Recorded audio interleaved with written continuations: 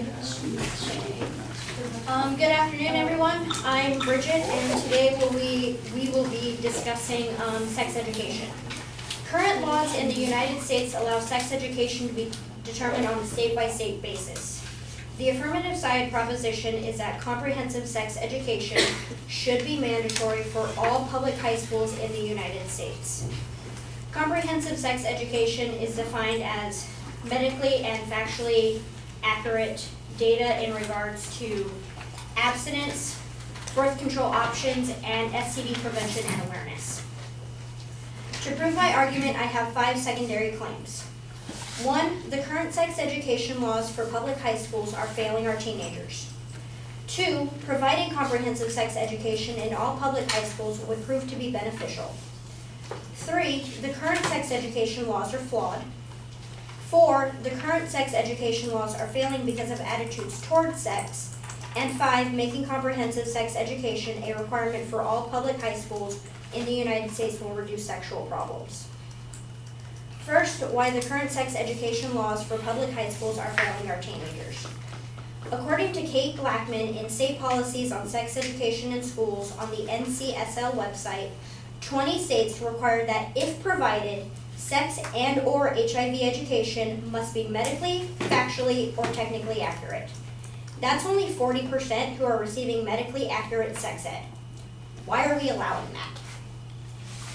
In an article titled Sex Education, U.S. Schools Are Failing, a December report by the Centers for Disease Control and Prevention, CDC, found that less than half of United States high schools and only 1/5 of middle schools are meeting the CDC's recommendations for educating kids about sex.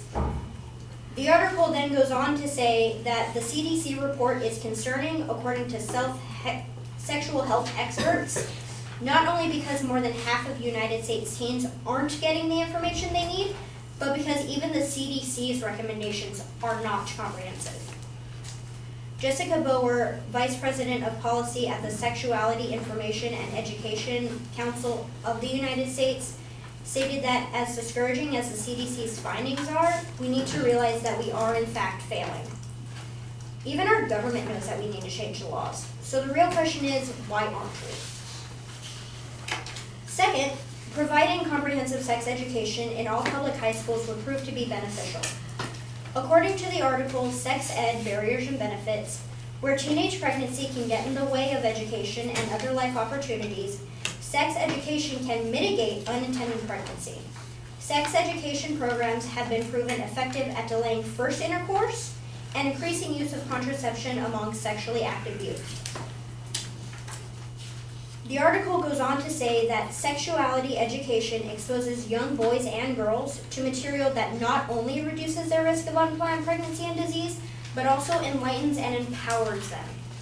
So not only will our teenagers be properly educated about sex ed, but they will also feel empowered to make decisions regarding their own bodies. Third, the current sex education laws are flawed. Jessica Ferger wrote in U.S. Educators Still Won't Talk About Sex that lack of sex education can lead to riskier practices that pose a tremendous public health threat. And additionally, many schools still do not provide relevant sexual education to students who identify as lesbian, gay, bisexual, and queer.